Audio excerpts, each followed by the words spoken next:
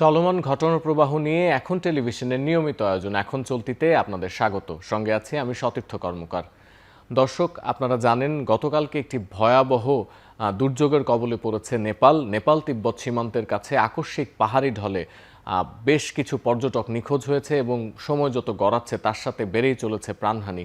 তো শুরুতে যদি আপনাদের এই যে নেপালের আকস্মিক বন্যা এবং ভূমিধসের যে সবশেষ চিত্রটি সেটি নিয়ে যদি বলতে চাই, যে এখনও পর্যন্ত 270 জনের মরদেহ উদ্ধার করেছে নেপালি সেনাবাহিনী এবং আমরা সবশেষ যেটি জানতে পেরেছি যে যারা নিখোঁজ আছেন তাদের সংখ্যা প্রায় 826। এই 826 জন শুধু নেপালেই নিখোঁজ, আর প্রায় 500-র মতো নিখোঁজ আছেন তিব্বতের ওখানে।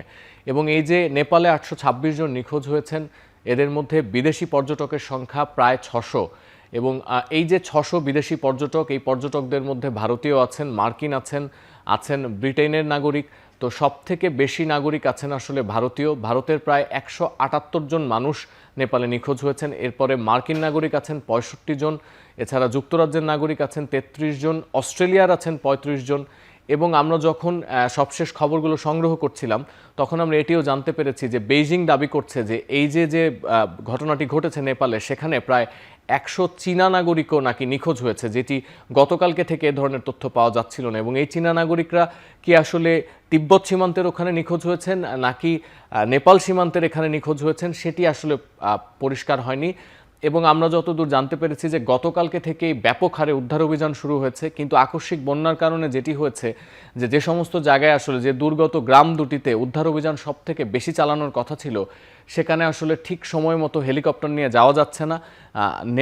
নেপাল সেনাবাহিনীর সঙ্গেও ভারতীয় একটি দল এবং চীন প্রান্তে অর্থাৎ এই তিব্বত প্রান্তে চীনা যারা উদ্ধারকারী দল তারাও কাজ করছেন, সেনাবাহিনী কাজ করছেন এবং হাজারেরও বেশি উদ্ধারকর্মীর দল আসলে এখানে নিয়োজিত আছেন। তারা উদ্ধার অভিযান চালিয়ে যাচ্ছেন এবং বিভিন্ন দেশ থেকে, এই যে আমরা জানি মোট যে 28টি দেশের নাগরিকরা আসলে নিখোঁজ হয়েছেন নেপালের এই ভয়াবহ বিপর্যয়ে। এই 28 দেশ থেকেই আসলে তাদের মতো করে নেপালি দূতাবাসে যোগাযোগ করা হচ্ছে। প্রত্যেক দেশ থেকেই সহায়তার জন্য যে ধরনের সরঞ্জাম প্রয়োজন সেগুলো দিয়ে সাহায্য করা হচ্ছে। সুতরাং উদ্ধার অভিযান চলছে এবং বেলা বাড়ার সঙ্গে সঙ্গে যেমন মরদেহ উদ্ধারের সংখ্যা বাড়ছে, তেমন আমরা নিখোঁজের সংখ্যাও বাড়তে দেখেছি। গতকালকে যেখানে 400 বিদেশি নাগরিক নিখোঁজ হয়েছিল এরকম একটি তথ্য আমরা পেয়েছিলাম, আজকে সেটি 600-তে এসে দাঁড়িয়েছে। এরপরে আরও যে আতঙ্কের বিষয় সেটি হচ্ছে যে এই দুর্যোগ আসলে এই মুহূর্তে শেষ হয়ে যায়নি। নেপালের যে পাহাড়ি ঢলটি ছিল সেই ঢলের কারণে যে বন্যা এবং যে আমরা যে প্রবল পাহাড়ি ঢল দেখলাম সেটি আসলে আগামী 24 ঘন্টা থেকে 48 ঘন্টায় আরও দেখা যেতে পারে। অর্থাৎ এই বিপর্যয়ের এখানেই শেষ হচ্ছে না এমন পূর্বাভাস আসলে নেপালের আবহাওয়া দপ্তর দিচ্ছে। তবে এরকম একটি মারাত্মক বিপর্যয়, নেপাল আসলে বরাবরই দুর্যোগপ্রবণ জায়গা। যে আমরা যদি নেপালের গেল 100 বছরের ইতিহাস দেখি, সেখানে নেপাল ভূমিকম্পের জায়গা থেকে এবং পাহাড় ধসের জায়গায় বারবার নানা ধরনের বিপর্যয়ের শিকার হয়েছে। 2015 সালের ভূমিকম্পে প্রায় 9000-এর মতো মানুষ মারা যায়। এর আগে 1934 সালে একটি ভয়ঙ্কর ভূমিকম্প হয়, সেখানে প্রায় 8000 মানুষ মারা যায়। এটি ছাড়াও এভারেস্টের নানা জায়গায় পাহাড় ধসে মানুষের মৃত্যু সেটি তো আছেই। তো গতকালকের এই বিপর্যয়ের পর সব থেকে বেশি যেটি আলোচিত হয়েছে যে কোনো রকম কোনো সতর্কতা পাওয়া গেল না, আলামত পাওয়া গেল না, বৃষ্টি হলো না ওরকম কোনো, তারপরেও এরকম পাহাড়ি ঢল আসলে কিভাবে নেমে আসলো, কি ঘটেছিল আসলে গতকালকে নেপালে। আমরা যতদূর জানতে পেরেছি যে স্থানীয় সময় সকাল 8:30টায় এই পাহাড়ি ঢলটি নামে এবং বিশ্লেষকরা বলতে যারা ভূতাত্ত্বিকরা রয়েছেন এবং যারা বিভিন্ন দুর্যোগ বিশেষজ্ঞরা আছেন, তারা নানান অ্যাঙ্গেল থেকে এটির কারণ বিশ্লেষণের চেষ্টা করছেন। মোটা দাগে যে কারণটি আসলে সমস্ত গণমাধ্যমে বলা হচ্ছে সেটি হচ্ছে পাহাড় থেকে কাদা এবং পানির একটি তরল স্রোত, যেটিকে আসলে রাবিশ বা তরল কংক্রিট বলা হয়, সেটি নেমে এসেছিল এবং এই প্রবল স্রোত আগে থেকে অনুমান করা যায়নি, যার কারণে এই পরিমাণ একটি বিপর্যয় ঘটেছে। এই যে রাবিশ নেমে আসলো, অর্থাৎ এই যে কংক্রিটের স্রোত যেটিকে বলা হচ্ছে, কাদা মিশ্রিত পানি, এই পানিটি আসলে সীমান্তবর্তী অঞ্চলে কিভাবে এই ঢলটি নামলো সেটির পেছনে বলা হচ্ছে যে সেখানে সম্ভবত একটি ভূমিধসের ঘটনা ঘটতে পারে, যে ভূমিধসের কারণ থেকেই আসলে এই ধরনের পাহাড়ি ঢল নামতে পারে। এবং আরেক বিশ্লেষকরা আরেকটি অ্যাঙ্গেল থেকে বলছেন যে হিমালয়ের ভূপ্রকৃতি কিন্তু অত্যন্ত জটিল এবং এই জটিল প্রকৃতির কারণে কি হয়, হিমালয় খুবই নবীনতম একটি পর্বতমালা, নবীন পর্বতমালা খুবই কাঁচা এবং ঝুঁকিপূর্ণ হয়। যে কোনো সময় এর মধ্যে আন্দোলিত হয় এবং পর্বতমালাগুলো পর্বতের বিভিন্ন অংশ খসে পড়তে থাকে। এই খসে পড়া পর্বতের চাই অর্থাৎ এই বরফের বা হিমবাহের একটি টুকরা যদি একটি গতিশীল নদীর মধ্যে পড়ে এবং সেটি যদি নদীর মধ্যে পড়ার পরে নদীর যে অস্থায়ী বাঁধটি ছিল সেটি যদি কোনো কারণে ভেঙে যায়, তখন আসলে এ ধরনের প্রবল বর্ষণের একটি প্রবল পাহাড়ি ঢল নামার একটি আশঙ্কা থাকে। সুতরাং অনেক জায়গায় বলা হচ্ছে যে 5,000 মিটার দৈর্ঘ্যের একটি বড় হিমবাহ সেটি সম্ভবত নেপালের ওই নদীতে, সীমান্তবর্তী নদীতে পড়ে যায় এবং সেখান থেকে নদীর যে অস্থায়ী বাঁধটি ছিল সেই বাঁধটি বিলীন হয়ে যায় এবং বাঁধ বিলীন হওয়ার কারণেই কাদামাটি সম্বলিত এই পরিমাণ বিপুল পাহাড়ি ঢল আসলে নেপালের দুটি গ্রামে প্রবেশ করে, যে দুটি গ্রামে এত সংখ্যক পর্যটকরা ছিলেন। এবং বেশ কিছু গণমাধ্যমে এই ধরনের তথ্য দিয়েছে যে আমরা জানি যে তিব্বতের যে ওখানে যে মানস সরোবর এবং সেখানে যে পর্বতমালা আছে সেটি আসলে তীর্থস্থান হিসেবে বিবেচিত। এই যে ভারতের 178 জন নিখোঁজ হয়েছেন এবং আরও যে নেপালি স্থানীয় যারা নিখোঁজ হয়েছেন তাদের অনেকেই এই তীর্থক্ষেত্রটি ভ্রমণ করতে যাচ্ছিলেন। ঠিক যাত্রাপথে আসলে তারা এই পাহাড়ি ঢলের সম্মুখীন হন।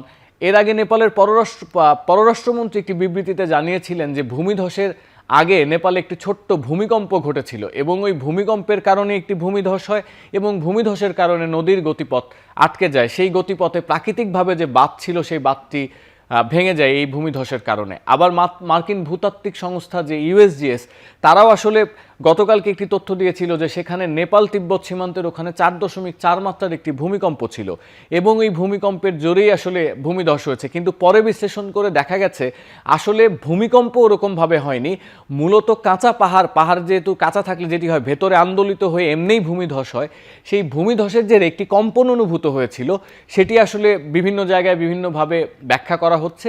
কিন্তু মূলত যেটি আমরা জানতে পেরেছি যে একটি হিমবাহ আসলে কয়েকশো মিটার নিচে উপত্যকার তলদেশে আশ্রে পড়ে এবং সেখান থেকে সেটি নদীর গতিপথ রোধ করে দেয় এবং তার কারণেই এই ধরনের একটি পাহাড়ি ঢল আমরা জানতে পেরেছি। তবে ভারতীয় গণমাধ্যম এনডিটিভি তাদের মতো করে একটি ব্যাখ্যা দিয়েছে। এনডিটিভি জানিয়েছে রসুয়া জেলায় 5.5 মাত্রার একটি ভূমিকম্প আঘাত হানে গতকালকে এবং এই ভূমিকম্পের পরে একটা ভূমিধস হয় এবং ভূমিধসের কবলে পড়ে যেটি হয় নদীর পানি প্লাবিত হয়ে পড়ে। নদীর পানি প্লাবিত হলে যেটি হয় যে সমস্ত জায়গায় আসলে আগে থেকে আশঙ্কাই করা যায়নি এই পরিমাণ ঢল নেমে আসতে পারে, সে দুটি গ্রামে রাবিশের তোর ভেসে আসে, অর্থাৎ কাদামাটি মিশ্রিত পানি ভেসে আসে। শুধুমাত্র যদি পানি ভেসে আসতো তাহলে হয়তো এ ধরনের দুর্ঘটনা ঘটতো না, কিন্তু পানির মধ্যেই যে বিভিন্ন আবর্জনার খণ্ড কাদা এগুলো লেগে থাকায় পানির যে স্তরটি সেটি অত্যন্ত ভারী ছিল এবং এই ভারী স্তরের কারণে আমরা গতকালকে যে সিসিটিভি ফুটেজে দেখেছি যে ভবন, চোখের সামনে বহুতল ভবন ধসে যাচ্ছে, এই ধরনের ঘটনা আসলে গতকালকে ঘটেছিল। এদিকে যেহেতু যে জায়গায় ভূমিকম্পটি ঘটেছে, অর্থাৎ ভূমিকম্পটি না, যে জায়গায় এই পাহাড়ি ঢলটি ঘটেছে বা ভূমিকম্পের জন্য যে জায়গাটিকে বলা হচ্ছে সেটি আসলে তিব্বত সীমান্তের কাছের একটি জায়গা, যেটি আসলে চীনের নিয়ন্ত্রণাধীনের অঞ্চলের একটি জায়গা। তো চীনের রাষ্ট্রীয় বার্তা সংস্থা সিনহুয়া জানিয়েছিল যে নেপাল সীমান্তে আসলে প্রথম একটি ভূমিকম্প ঘটে এবং এই ভূমিকম্পটি আঘাত হানে জিরং বন্দরে এবং জিরং বন্দরে ভূমিকম্প আঘাত হানার পরে একটি ভূমিধস হয় এবং ভূমিধসের কারণে নদীর পথ আটকে যায়। নদীর পথ আটকে নদীর যে পানির স্রোত সেটি ভাটির দিকে প্রবল স্রোতে বইতে শুরু করে এবং এই প্রবল স্রোতে বইতে থাকা শুরু করে সেখান থেকে আসলে আকস্মিক বন্যার সূত্রপাত। আর কাঠমান্ডু পোস্ট তাদের প্রাথমিক মূল্যায়নে যেটি দেখিয়েছে সেটি হচ্ছে ওই যে হিমবাহের কথা বলা হচ্ছিল, তারা যেটি বলছে সেটি হচ্ছে এটি হিমবাহ না, এক ধরনের বরফধস হিসেবে তারা চিহ্নিত করছে। বরফধসের কারণে লেন্দে নদীর যে গতিপথ সেই গতিপথটি আটকে যায় এবং এই গতিপথ যে আটকে যায় তার কারণে ভোতকোশী নদী আসলে লেন্দে নদী ভোতকোশীর একটি উপনদী, সেই উপনদীতে আকস্মিক একটি প্রবল বন্যার সৃষ্টি হয় এবং সেই বন্যার পানি প্লাবিত হয়ে নেপালে এই ধরনের একটি আকস্মিক বিপর্যয় আমরা দেখলাম। এছাড়াও দর্শক আমরা জানি যে নেপাল যে প্রাকৃতিক নৈসর্গ সৌন্দর্য এটির কারণে যেমন বিখ্যাত, তেমন নেপালের যে ভৌগোলিক অবস্থান সেটির কারণে আসলে নেপাল মারাত্মকভাবে প্রাকৃতিক বিপর্যয়ের শিকার হয়ে থাকে। ইউরেশিয়া এবং ভারতের যে টেকটনিক প্লেট সেটি নেপালের নিচ থেকে থাকায় এটিতে প্রায় ভূকম্প দেখা যায়, ভূমিকম্প দেখা যায়, পাহাড় ধস দেখা যায় এবং হিমালয়ের পাদদেশে হওয়ার কারণে বরফ গলে যাওয়া বা বরফ ধসের বা তুষার ধসের ঘটনাটি আরও তীব্রভাবে দেখা যায় এবং 1934 সাল থেকে 2026 সাল পর্যন্ত, অর্থাৎ গেল 96 বছরে নেপালের এই দুর্যোগগুলো যদি পর্যালোচনা করা যায় তাহলে দেখা যায় যে বেশিরভাগ দুর্যোগের মূল কারণ আসলে তাদের যে ভূতাত্ত্বিক অবস্থান সেটি, অর্থাৎ পাহাড়ের কোল ঘেঁষা একটি দেশ এবং সেই দেশটি দুটি টেকটনিক প্লেটের মাঝখানে অবস্থিত এবং তাছাড়াও আরও যেটি আছে সেটি হচ্ছে চারপাশে পাহাড় থাকার কারণে পাহাড়গুলো দুর্বল হওয়ার কারণে, পাহাড়গুলো তরুণ হওয়ার কারণে মাঝে মাঝেই পাহাড়ের বিভিন্ন অংশ ধসে যায় এবং ভূমিকম্পের মতো নানা ধরনের বিপর্যয় দেখা যায়। তো দর্শক, এই ছিল আমাদের আজকের এখন চলতির আয়োজনে। এতক্ষণ সঙ্গে থাকার জন্য আপনাদের অসংখ্য ধন্যবাদ।